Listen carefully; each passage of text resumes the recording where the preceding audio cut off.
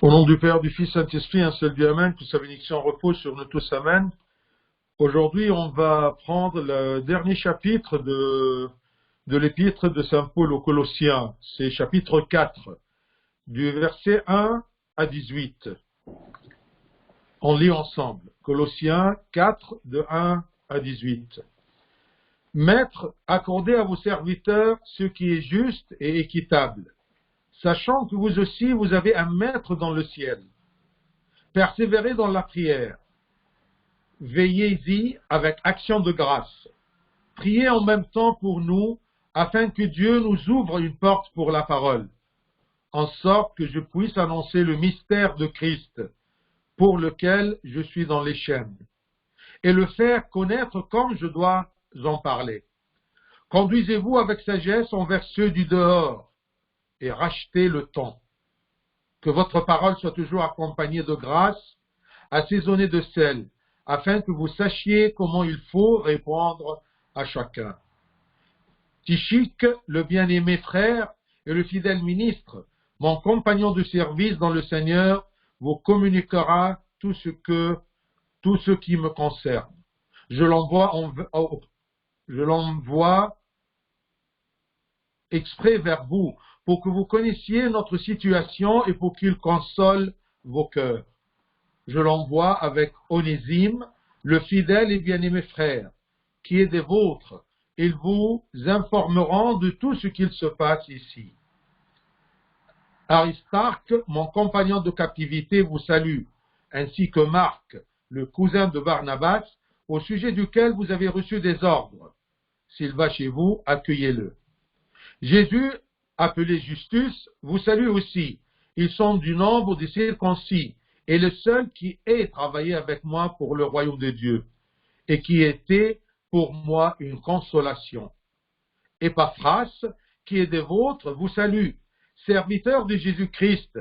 Il ne cesse de combattre pour vous dans ses prières, afin que, parfait et pleinement persuadé, vous persistez dans une entière soumission à la volonté de Dieu. Car je lui rends le témoignage qu'il a une grande sollicitude pour vous, pour ceux de Laodicée et pour ceux de Hiérapolis. Luc, le médecin bien-aimé, vous salue, ainsi que Démas. Saluez les frères qui sont à Laodicée et Nymphas et l'église qui est dans sa maison. Lorsque cette lettre aura été lue chez vous, faites en sorte qu'elle soit aussi lue dans l'église des Laodiciens et que vous lisiez à votre tour celle qui vous arrivera de Laodicée. Et dites à Archippe, prends garde au ministère que tu as reçu dans le Seigneur, afin de le bien remplir. Je vous salue, moi Paul, de ma propre main. Souvenez-vous de mes liens, que la grâce soit avec vous. Gloire au Seigneur notre Dieu éternellement. Amen. Alors, vous avez remarqué sûrement que dans ce chapitre, il y a beaucoup de salutations et beaucoup de citations des noms des compagnons de Saint Paul. Bien sûr, dans ce chapitre-là, si on veut lui donner un titre, on va lui donner le titre de « Le chrétien et la société ». Et à travers ces compagnons de Paul, on peut voir les traits d'un bon serviteur, d'un bon ministre qui travaille dans la vigne de Dieu pour la gloire du nom du Seigneur. Alors, il commence par maître, c'est-à-dire tous les patrons. Tu peux être même un maître parmi tes frères. Les maîtres, ce n'est pas tout simplement les maîtres et les esclaves, les maîtres et les serviteurs. Non, si tu es responsable et au-dessous de toi, il y a d'autres qui travaillent, eh bien tu es maître. Alors ici, Saint Paul, il nous donne comment, comme chrétien, agir avec ceux qui sont au-dessous de nous dans le travail. Alors l'apôtre demande des maîtres. Quel que soit le genre de ce maître-là, il leur demande la justice et l'égalité. La justice, c'est-à-dire de faire ce qui plaît à Dieu. Ce n'est pas la justice du monde, ce n'est pas la justice du travail, ce n'est pas la loi du travail, non. Un chrétien, quand il est maître, quand il est responsable, dans n'importe quel domaine, il doit être un homme juste, qui cherche à plaire à Dieu. Et il doit appliquer l'égalité entre les gens, loin de tout favoritisme. Alors c'est ça. Si tu es responsable, pense toujours à garder la justice et l'égalité. Saint Paul ici rappelle au maître que vous devriez être juste parce qu'au-dessus de vous, il y a toujours un maître. Il y a un maître au-dessus de tous les maîtres. Et d'après ton comportement, Dieu va te juger. Il va te juger d'après la justice et l'égalité. Et n'oublie pas, maître, que si tu es injuste et tu pratiques le favoritisme, eh bien l'Éternel, c'est lui qui défend les opprimés et se venge de leurs oppresseurs. Donc ne te mets pas dans cette position-là d'être un des oppresseurs pour éviter la vengeance de Dieu des maîtres injustes. Sois maître juste qui pratique l'égalité entre tous les gens. Maître, accordez à vos serviteurs ce qui est juste et équitable, sachant que vous aussi, vous avez un maître dans le ciel. N'oubliez pas ça. Vous serez jugé à propos de votre maîtrise. Et ensuite, un chrétien dans la société, il n'a que la prière qui le protège. Persévérez dans la prière. Que vous soyez maître ou serviteur. Persévérez dans la prière, veillez-y avec action de grâce. C'est ça, on a devant nous tous les critères de la prière. Persévérance, action de grâce, parce que celui qui remercie Dieu, eh bien, il reconnaît la bonté et la générosité de Dieu. Il reconnaît, entre guillemets, qu'il est indigne. Et tout ce qu'il a, il ne mérite pas. Alors c'est pour cela qu'il rend grâce à Dieu.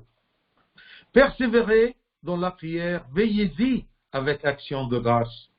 Parfois on se demande, quelle est la volonté de Dieu? Eh bien c'est ça. Tout ce que Dieu nous demande, c'est sa volonté. Maître, soyez juste et équitable.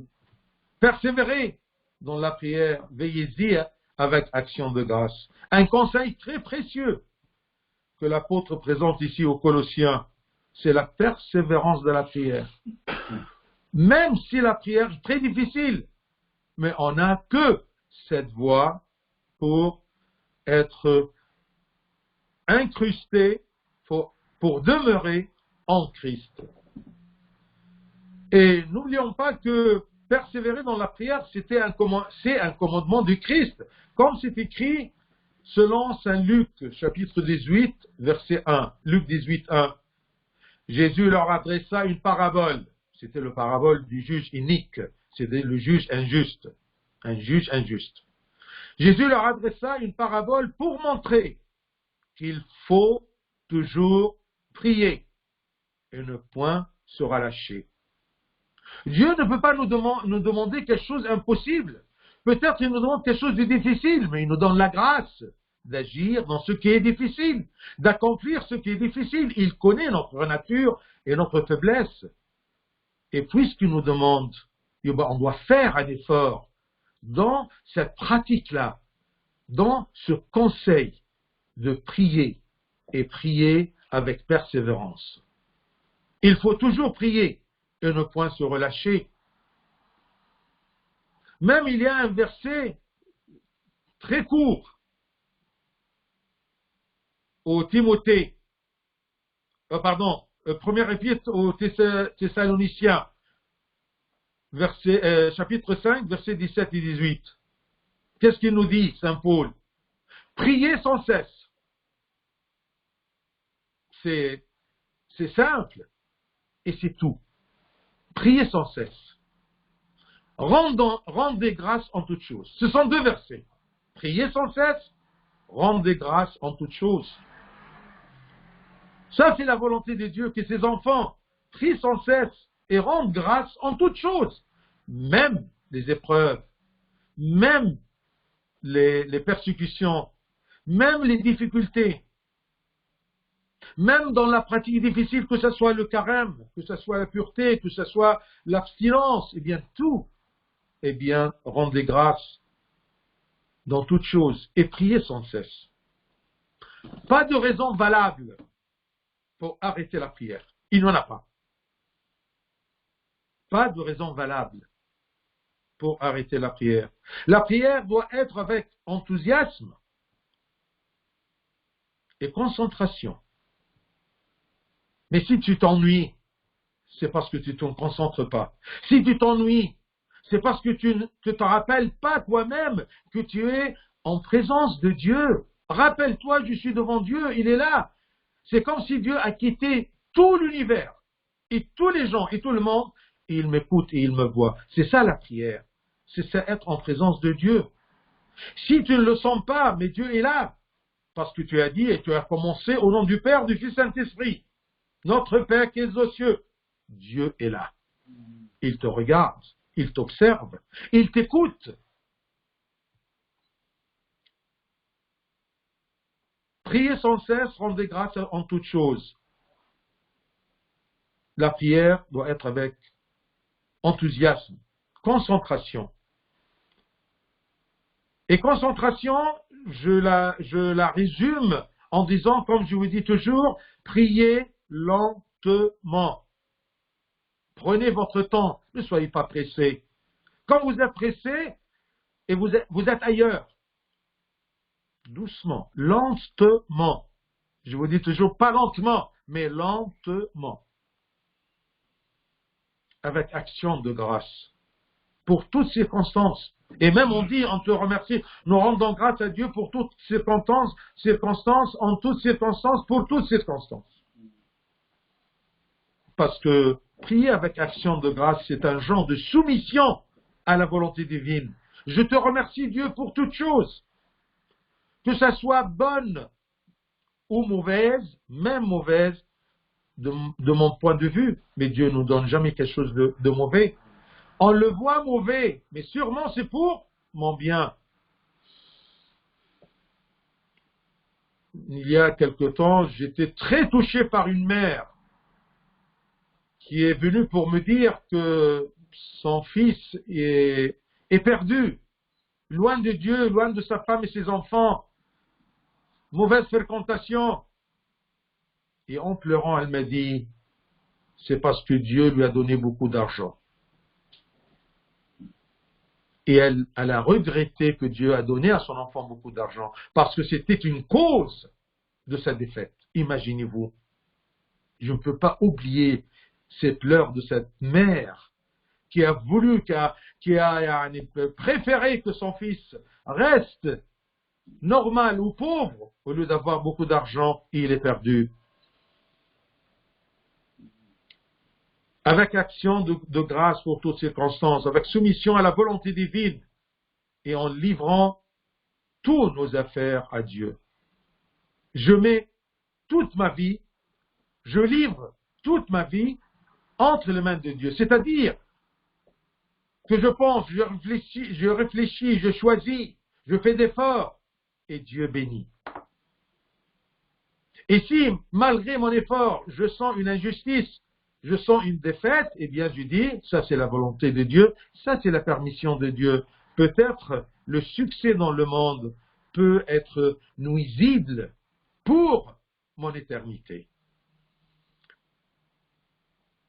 Verset 3, priez en même temps pour nous. Imaginez-vous que même Paul, qui sollicite les gens, qui enseigne les gens, qui guide les gens dans la voie du Seigneur, il a besoin qu'on prie pour lui. Il a besoin de l'aide de la prière des autres. Priez en même temps pour nous, afin que Dieu nous ouvre une porte pour la parole, en sorte que je puisse annoncer le mystère de Christ pour lequel je suis dans les chaînes. Qu'est-ce que ça veut dire? Vous savez qu'au début de l'épître, l'apôtre leur dit qu'il prie pour eux. Là, il leur demande de prier pour lui et pour son ministre, pour son service, pour son œuvre. Colossiens 1, 3, si je vous rappelle, il a dit, nous ne cessons de prier pour vous. Priez en même temps pour nous. Maintenant, il leur dit, priez en même temps pour nous, afin que quoi? Qu'est-ce qu'ils demandent dans leur prière? Qu'est-ce qu'ils leur demandent de prier pour lui? Afin que Dieu nous ouvre une porte pour la parole, qui nous donne une occasion, qui nous planifie une occasion pour annoncer le mystère de Christ. Le mystère de Christ, c'est le salut accompli pour tous les hommes, même les nations. C'est ça le mystère de Christ. Et quand il a commencé à témoigner et à annoncer que le salut du Christ est pour les Juifs et non-Juifs, pour les circoncis et non-circoncis, les Juifs étaient furieux. C'est pour cela, c'est à cause de ce mystère, à cause de cette annonce que Dieu veut que tous les gens, nations ou pas, juifs ou pas, soient sauvés, c'est pour cela qu'il était en prison. Pour annoncer le mystère de Christ, à cause duquel je suis dans les chaînes. Mais ça ne l'effraie pas. Qu'il soit dans des chaînes, mais l'important c'est d'annoncer. Et priez pour moi, que Dieu nous ouvre une porte pour annoncer le mystère de Dieu, pour annoncer que le salut est pour tout homme. Annoncer le mystère du Christ, afin de le faire connaître par les paroles et par un langage adéquat. Quand tu es un serviteur, quand tu es un chrétien et tu rencontres des gens et tu poses la question, je veux parler à propos du Christ, je veux qu'ils connaissent le Christ, eh bien prie et demande aux autres qu'ils prient pour toi, pour que Dieu t'ouvre une porte et pour annoncer le mystère du Christ, pour le faire connaître par les paroles adéquates. Priez pour nous pour que Dieu prépare la raison de nos auditeurs, qu'il prépare l'intelligence de nos auditeurs pour qu'ils puissent accepter. Ça veut dire priez pour nous et pour ceux que nous servons. Priez pour nous pour que Dieu ouvre les cœurs des auditeurs pour la foi. Priez pour nous pour que Dieu dissipe aussi les obstacles de Satan. Parce que quand j'essaie d'annoncer le mystère de Dieu, d'annoncer le salut du Dieu qui est pour tous les hommes, eh bien Satan il ne va pas se mettre sans rien faire. Il va nous mettre des obstacles. Il va attiser les gens qui sont de dehors pour nous empêcher, comme les Romains qui ont mis Saint Paul en prison. Priez en même temps pour nous afin que Dieu nous ouvre une porte pour la parole, en sorte que je puisse annoncer le mystère de Christ pour lequel je suis dans les chaînes. C'est ça le plan et l'œuvre d'un serviteur de Dieu qu'il annonce et il fait connaître le Christ aux gens. Même s'il est, à cause de ça, il est embêté par des chaînes et par des épreuves. Verset 4, et le faire connaître comme je dois en parler. J'ai besoin, mon Seigneur, de parler pour toi, mais je n'arrive pas. Attention à ce moment-là, Dieu sait que tu n'es pas prêt à annoncer son mystère et son nom. Tu n'es pas encore prêt. Je ne veux pas dire que tu n'es pas digne, non. Que tu n'es pas prêt à servir avec Dieu. Il y a quelque chose qui t'empêche. Peut-être ta prière qui est faible, peut-être c'est ta vie spirituelle que Dieu veut t'éloigner un peu pour que tu rentres dans ton cœur et tu cherches qu'est-ce qui cloche là-dedans. Pourquoi je n'arrive pas à annoncer le mystère du Christ? C'est parce qu'il y a quelque chose qui cloche en moi. Conduisez-vous avec sagesse envers ceux du dehors et rachetez le temps. Conduisez-vous avec sagesse envers ceux du dehors. Ceux du dehors, c'est-à-dire ceux qui sont dehors de l'Église, dehors du corps du Christ. Tous qui sont non-croyants ou qui sont croyants mais pas pratiquants. Tous ceux qui sont dehors. Et conduisez-vous avec sagesse parce que ces gens-là qui sont dehors, ils vous observent. Non pas pour apprendre de vous, mais pour vous chercher, pour chercher vos fautes, pour trouver en vous des raisons de leur incroyance. Comment gérer nos relations avec les incroyants? Comment les traiter? On a besoin de la sagesse. Quand tu es entouré par des gens non-croyants, demande la sagesse de Dieu. Tu as besoin de cette sagesse-là. Et c'est Dieu qui va t'aider. Et si tu es honnête, et si tu cherches ton salut d'abord, et si tu connais le Christ d'abord, il va t'embaucher dans ce travail. Il va t'aider. Il va t'ouvrir des portes pour que tu sois couronné. Donc, pour annoncer, pour agir parmi les non-croyants, on a besoin de cette sagesse.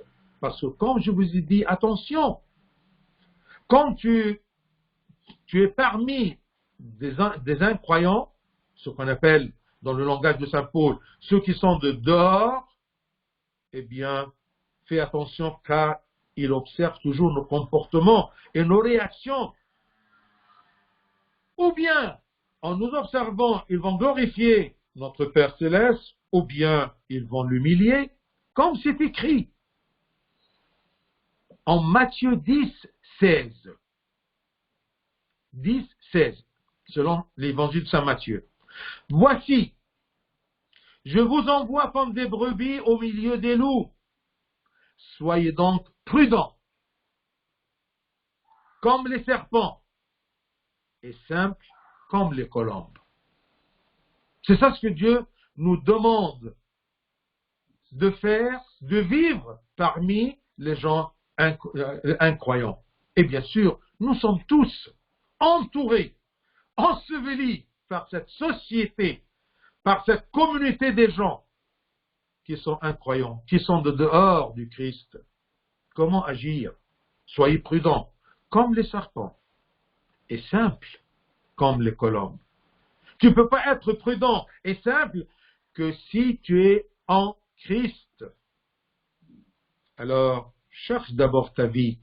Ensuite, présente ton CV à Dieu pour qu'il t'aide, pour qu'il accepte de t'embaucher dans sa vigne. Et Matthieu 5, 16, il nous dit toujours ce que vous étudiez bien, vous le retenez bien, ce verset, Matthieu 5, 16. Que votre lumière luise ainsi devant les hommes, afin qu'ils voient vos bonnes œuvres et qu'ils glorifient votre Père qui est dans les cieux. Comment veux-tu illuminer ton entourage si tu n'es pas en Christ, si tu n'es pas prudent, si tu n'es pas simple, comme des colombes?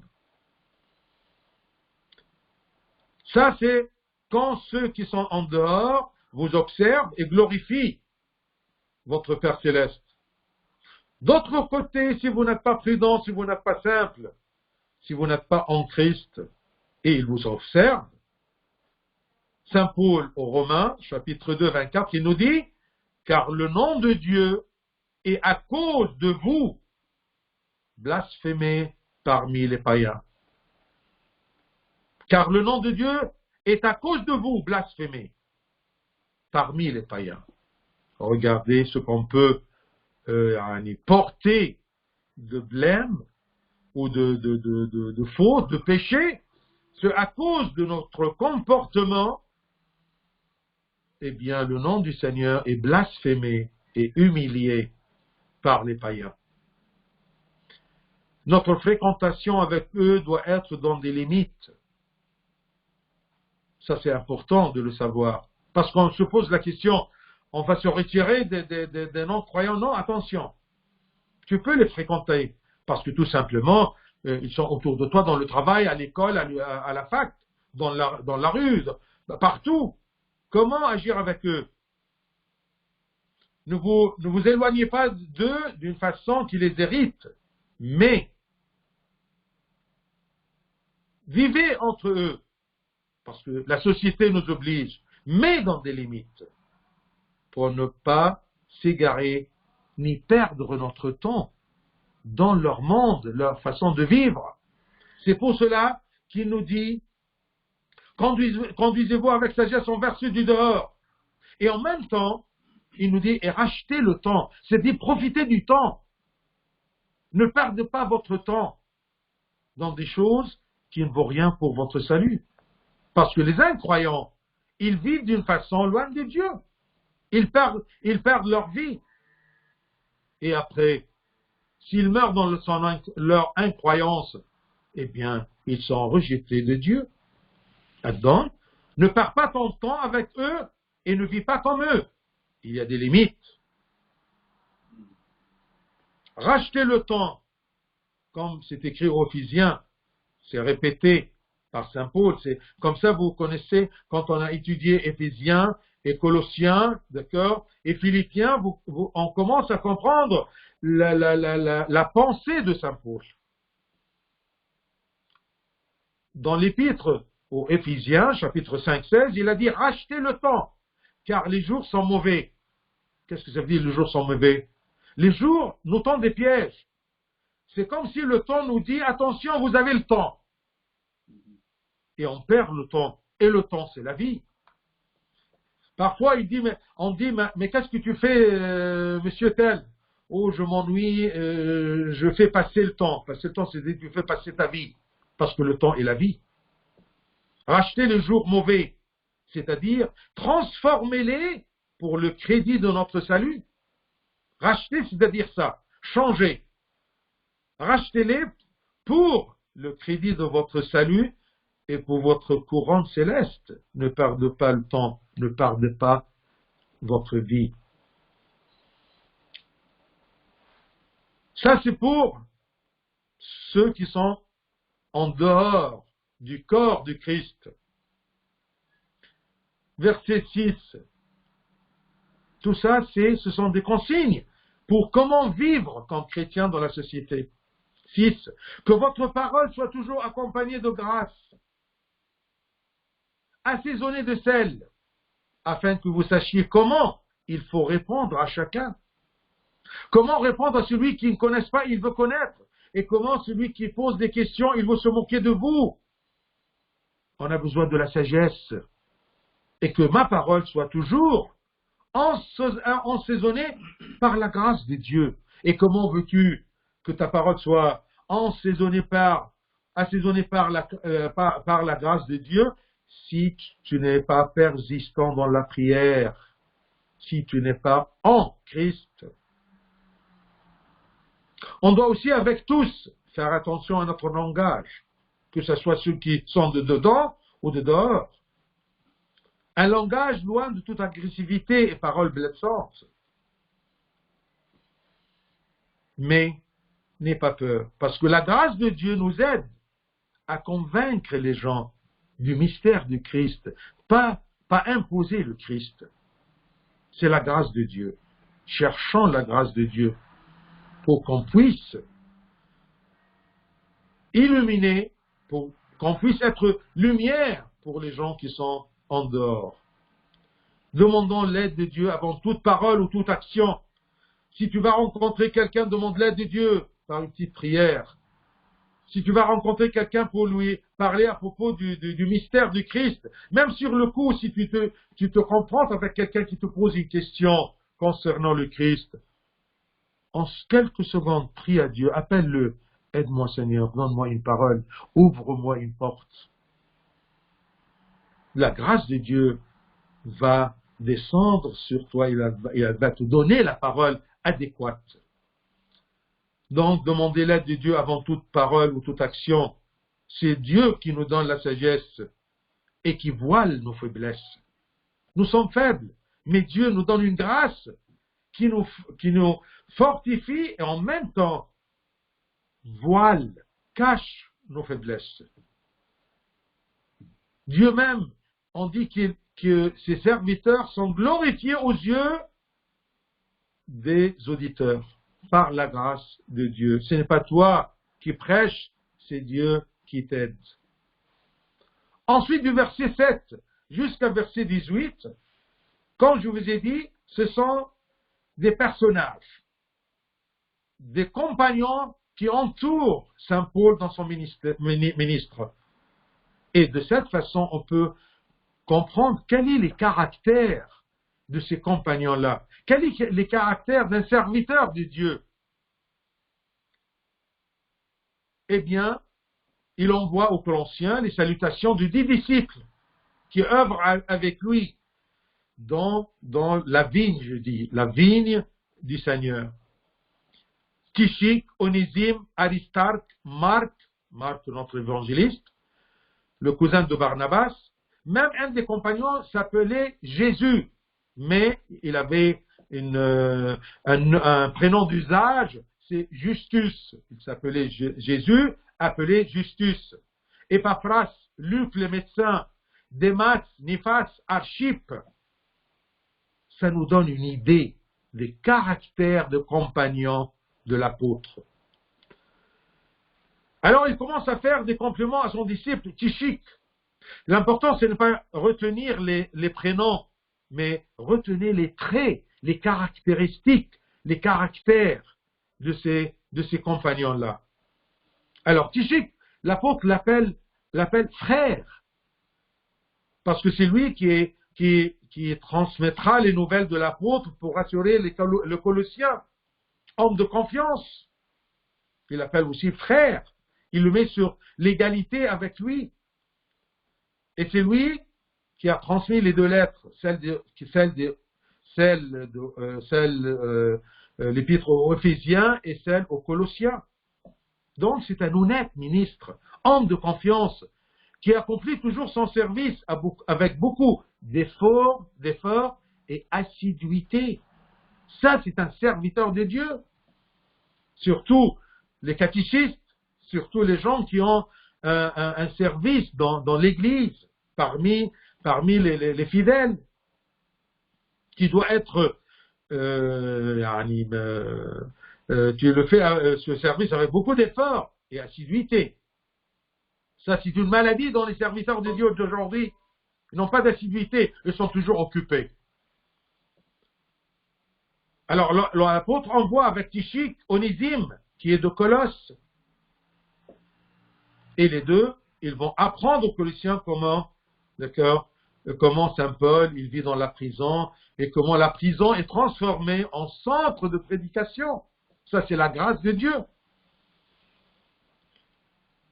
Verset 10-11, il parle à propos de Aristarque, qui a servi beaucoup avec l'apôtre, avant la prison même à Rome. Il est parti avec l'apôtre à la fin à Rome. Et Aristarque, eh bien, il s'est fait emprisonner avec Saint Paul de son gré pour prendre soin de Saint Paul dans la prison. Imaginez-vous, un homme qui accepte d'être emprisonné avec lui. Parce que la prison de Saint Paul à Rome était un peu spéciale. D'accord? C'était tout simplement, ils l'ont mis à un moment dans une maison. D'accord? Il est clôturé comme ça. Il ne peut pas bouger, mais il peut recevoir des gens. Alors, cette personne-là, elle a voulu être emprisonnée avec Saint Paul pour le servir. Il cite Marc, le prédicateur de notre église copte d'Égypte. Marc, le neveu de Barnabas. Il était recommandé par Paul aux Colossiens, c'est-à-dire qu'il était aussi aimé par Saint Paul. S'il va chez vous, accueillez-le, recommandé par Saint Paul. Épaphras, verset entre 12 et 14, il est le colosse des nations. Il est de Colosse et des nations. Nations, c'est le nom juif. Et Épaphras, c'est le fruit de la prédication de Paul, et fondateur, Épaphras, et fondateur des églises de tout ce département-là. Regardez, les compagnons de Dieu, de Paul, ils ont fait quelque chose. Ils ont mis des empreintes dans les fondations des églises, parce qu'ils ont servi avec honnêteté, assiduité, tout en étant en Christ pour leur vie aussi. Par celui qui n'a pas la chose ne peut pas la transmettre. Celui qui n'a pas le Christ ne peut pas le transmettre. Donc, ce Épaphras-là, il a évangélisé les Colossiens. Il était serviteur de Jésus. Il combat. Regardez la parole. Il combat pour les siens dans ses prières. Regardez verset 14. verset plutôt 12. Ne cesse de combattre pour vous dans ses prières. Qui prie pour ceux qui les servent? Qui prie pour les autres? Qui prie pour ses enfants, tout simplement, afin qu'ils soient parfaits et pleinement persuadés et qu'ils persistent dans une entière soumission à la volonté de Dieu? Qui prie pour les autres dans cet objectif-là? Qu'ils soient soumis à la volonté de Dieu.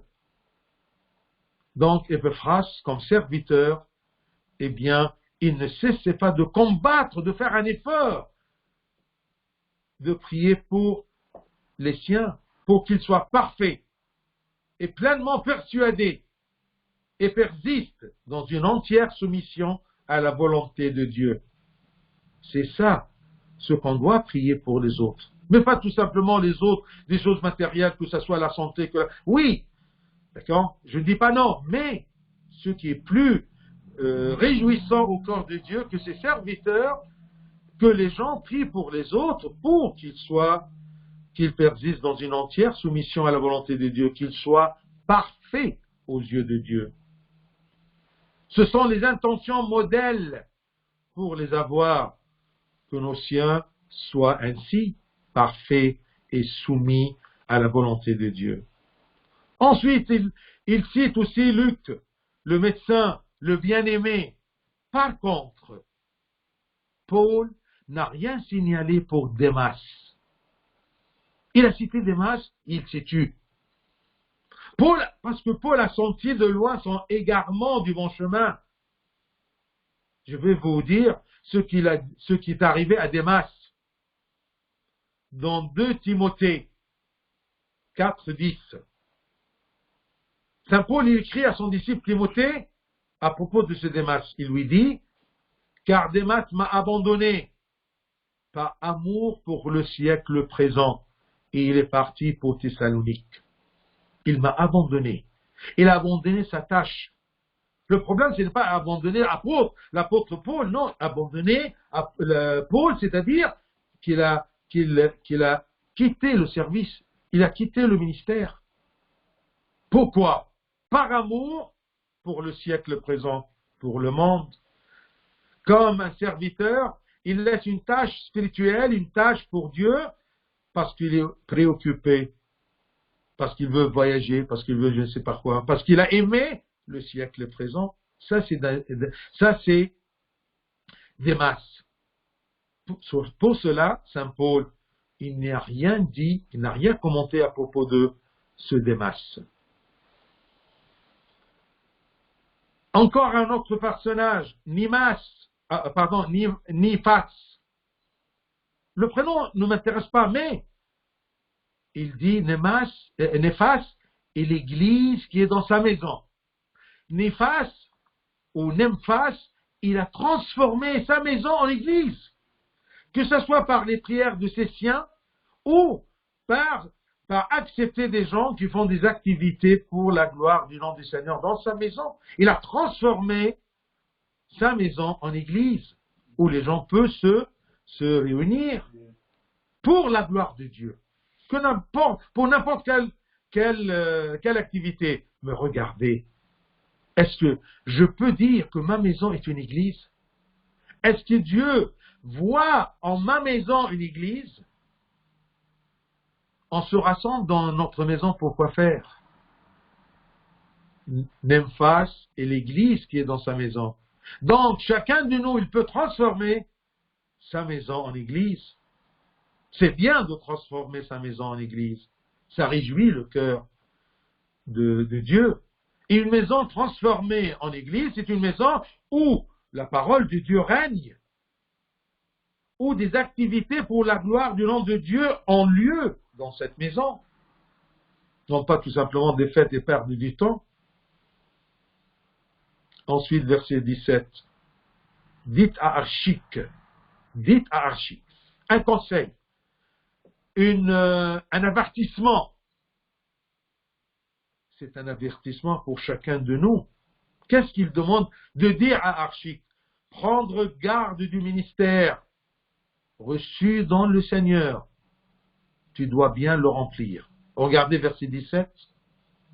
Ce verset-là, c'est ne pas adressé à Archip, mais à chacun de nous, dans son domaine, dans son service, dans son témoignage pour le Christ.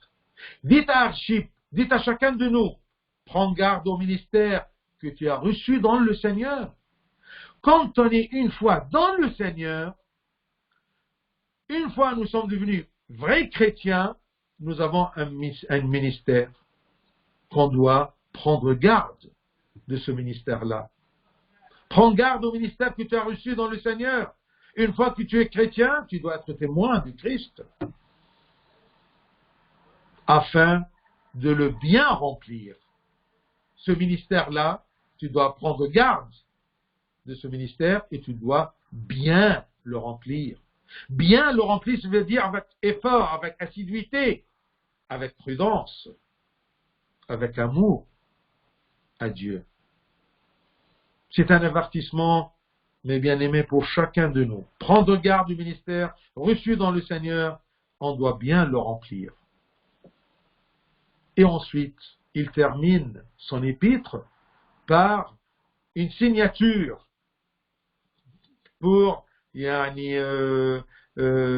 donner un signe d'authenticité à cette lettre-là, parce qu'il y avait des hérétiques qui envoyaient des fausses lettres avec des fausses signatures. Et si je vous salue, moi, Paul, de ma propre main, ça c'est l'authenticité. Souvenez-vous de mes liens. Priez pour moi.